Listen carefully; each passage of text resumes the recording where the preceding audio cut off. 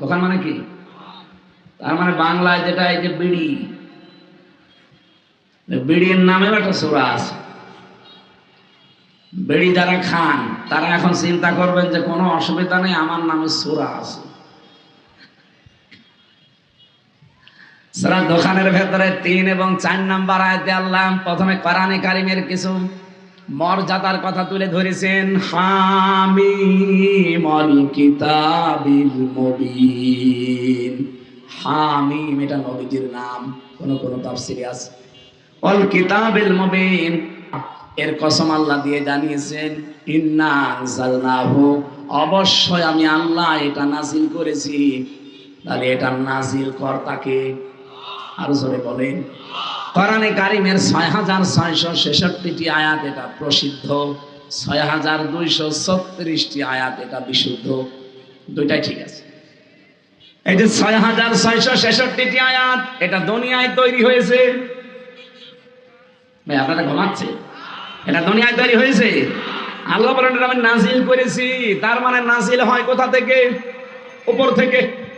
এই যে লোহা দেখতে পান, এই লোহাও কিন্তু দুনিয়ায় তৈরি হয়নি, লোহাও আল্লাহ নাজিল করেছে। আমাদের ভেতরে যেটা নড়াচড়া করছে এর নাম রুহু। এর নাম কি? এর রুহু তৈরি হয়েছে কোথায়? জগতে। এই দুনিয়াতে রুহু তৈরি হয় না। এই পৃথিবীর যা যা এখানে তৈরি হয় তার খাবারও এখানে আল্লাহ উৎপাদন করে দিয়েছেন। আমাদের শরীরটা যেহেতু বানানো হয়েছে মাটির নির্যাস দিয়ে, এই জন্য মাটির ভেতর থেকে সব খাবার এই শরীরের জন্য প্রযোজ্য। কিন্তু রূহ, লোহা, কোরআনে কারিম, এই যে বৃষ্টির যে পানি নাজিল হয়, এগুলো কিন্তু দুনিয়ায় একটাও তৈরি হয় না, সব তৈরি হয় আকাশ থেকে, ওখান থেকে পড়ে। এই জন্য এখানকার যা কিছু লাগবে সব আসমান থেকে আল্লাহ পাঠিয়েছেন। রুহের কোনো খাবার আপনি দুনিয়াতে পাবেন না। রুহের যত খাবার আছে, শরীরের খাবারের জন্য মাটি দরকার, মাটির ভেতরে উৎপন্ন ফসলাদি দরকার, ফল ফলাদি দরকার। মাটির ভেতরে যা তৈরি হয় সেগুলো দিয়ে আপনি শরীর ডেভেলপ করতে পারবেন। কিন্তু রূহ, এইটাকে যদি কেউ উৎকর্ষতায় নিয়ে যেতে চায়, রূহকে যদি কেউ শক্তিশালী করতে চায় শরীরের মতো, রূহকে যদি সঠাম বানাতে চায়, মাস্ট বি তাকে আসমানের খাবার খাওয়া লাগবে। রব্বুল আলামিন বলেন রূহুর খাবার হচ্ছে আমার কোরআন, কারণ কোরআন ও আসমানের রূহ। আরো জোরে বলেন। কোরআনে কারিমে জন্য জানিয়েছেন, ইন্না আনজালনাহু ফি লাইলাতিন মুবারাকাহ, অবশ্যই আমি আল্লাহ এই কোরআনে কারিম নাযিল করেছি একটা বরকতময় রজনীতে। এই ফি লাইলাতিন মুবারাকার ব্যাখ্যা আমি তাফসীরে ফি জিলালিল কোরআন দেখেছিলাম। মুফাসসির জানিয়েছেন আল্লাহ রাব্বুল আলামিন এই বরকতময় রজনী যেদিন কোরআনে কারিম নাযিল হয়, ওই দিন তিনি এই পৃথিবীর প্রথম আসমানে একটা বিশেষ নজর তার সৃষ্টি জগতের উপরে দেয়। একটু খেয়াল করেন, এমনি আল্লাহর নজর আমাদের উপরে দেওয়া আছে, কিন্তু লাইলাতুল কদর যেটা বলা হয় শবে কদরের রাত, এই কদরের রাতে আমার আল্লাহ যেদিন কোরআন নাযিল করেছিলেন, ইন্না আনজালনাহু ফি লাইলাতিল কদর ওমা আদরাকা মা লাইলাতুল কদর লাইলাতুল কদরি খায়রুম মিন আলফি শাহর তানাজ্জালুল মালায়েকাতু ওয়ার রূহু ফিহা বিইذনি রাব্বিহিম মিন কুল্লি আমরিন সালাম হিয়া হাত্তা মাতলাইল ফাজর।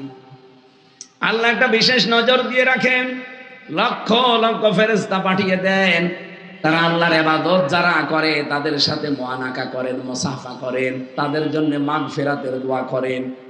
এখন আমরা বাংলাদেশে একটা ভ্রান্ত ধারণা নিয়ে আসি, অনেকেই মনে করি ইবাদত মানে লাইলাতুল কদর আসবে, লাইলাতুল মেরাজ আসবে, লাইলাতুল বরাত আসবে, আর আমরা নামাজে দাঁড়িয়ে বিশাল বিশাল নামাজ পড়বো, 2 রাকাত করে 1000 রাকাত নামাজ শেষ করে ফেলবো না।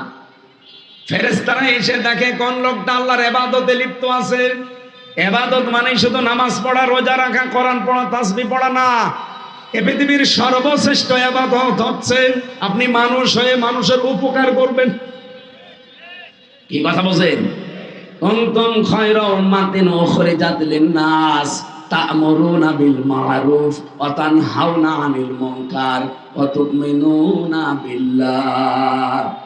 সূরা আলে ইমরানের 110 নম্বর আয়াতে আল্লাহ বলেন, তোমরাই শ্রেষ্ঠ জাতি, শ্রেষ্ঠ উম্মাত, মানুষের কল্যাণের জন্য আমি আল্লাহ তোমাদেরকে বের করেছি।